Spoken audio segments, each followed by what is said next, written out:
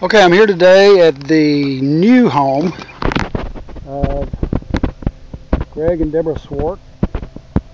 I'm sure that they wish that they'd been able to pick up their former lawn and bring it with them, given that this is what they now have.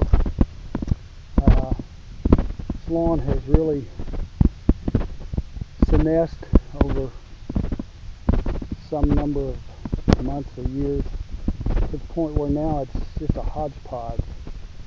There's a good bit of Bermuda grass in here, which is a perennial that will need to be either accepted or eradicated if we want to have a homogeneous lawn of pure fescue. The fescue that's here now seems to be of the old type, the bunch type fescue, what they call Kentucky 31, the broad-bladed fescue.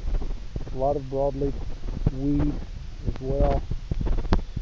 And some of these areas are such that if the weed is eradicated, there'll be these large dead spots, large bare areas left over once the weeds die back. This area along the curb is primarily Bermuda and a lot of different broadleaf weeds. The landscape certainly is nice, and once a nice lawn's established, to present a nice foreground to the landscape, it can be a really beautiful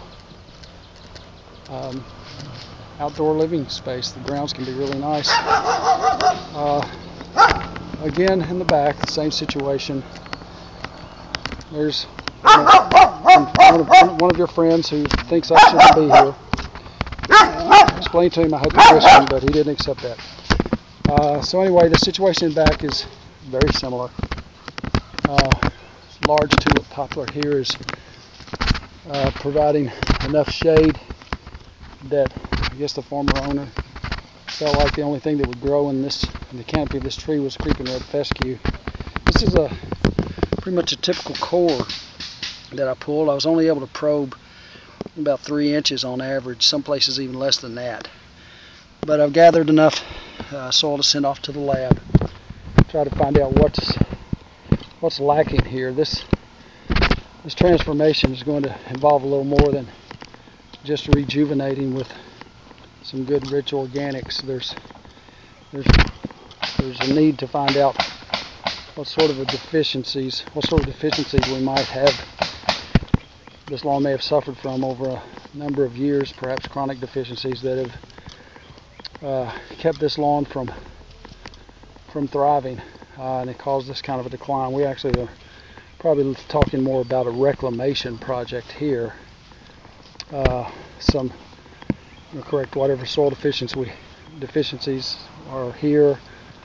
Get rid of the undesirables, the broadleaf, the Bermuda, and so forth, and start correcting the deficiencies in preparation for some fairly substantial fall seeding with our ideally using the slit seeding procedures that we employ in our process.